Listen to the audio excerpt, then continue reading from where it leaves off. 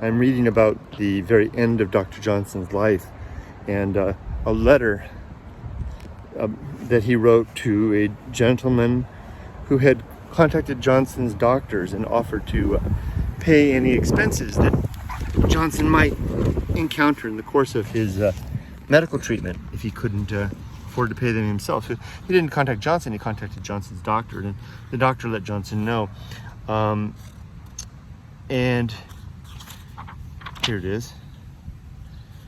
This man's name was Gerard Hamilton, who was a member of the House of Commons, a single man all of his life, and who was so generous to Dr. Johnson. And Dr. Johnson, here's the letter that Dr. Johnson wrote. Now, Dr. Johnson was suffering from gout.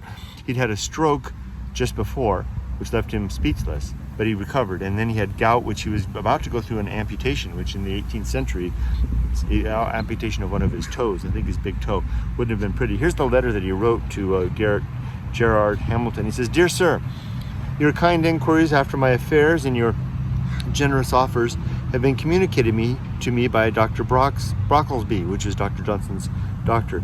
I return thanks with great sincerity, having lived long enough to know what gratitude is due to such friendship, and entreat that my refusal may not be imputed to sullenness or pride. I am indeed in no want. Sickness is, by the generosity of my physicians, of little expense to me. But if any unexpected exigence should press me, you shall see, dear sir, how cheerfully I can be obliged to so much liberality. I am, sir, your most obedient and most humble servant, Sam Johnson." So he was very grateful to Gerard Hamilton's offer, who, being a man of means, wanted to help out Sam Johnson. Now, the irony is that Johnson was dead within a year, and then Gerard Hamilton lived for another decade, after which point, just about 10 years later, he suffered from a stroke himself, which left him very bad shape, left him so disabled that he had to take leave from the House of Commons, and he suffered for 4 years, I think, which had the effect of his medical expenses took him from a man of wealth to the brink of poverty, as is indicated here. Hold on, where does it say right here? Oh no, it was something that I read. I had to look it up. He actually I can't quote it.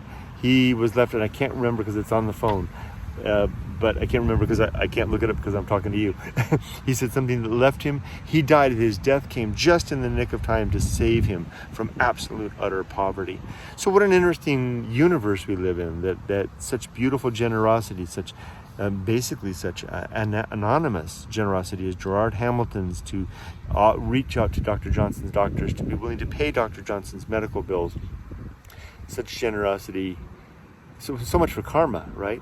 So much generosity was not returned when Gerard Hamilton found himself in the same situation. So it's not a wheel. It seems it's not a cycle. It's not given return or payback or karmatic debt and consequence. It's simply a matter of being and generosity and humanity and humility and giving and compassion, which comes and goes and is what it is, and sometimes is not. I don't know. Very interesting stuff. I love this book. I'm almost done. I'm on the last volume. This is volume 3, and I'm down to almost the last 120 pages. So, and then after that, I take on Johnson's works, all 12 volumes. Can't wait.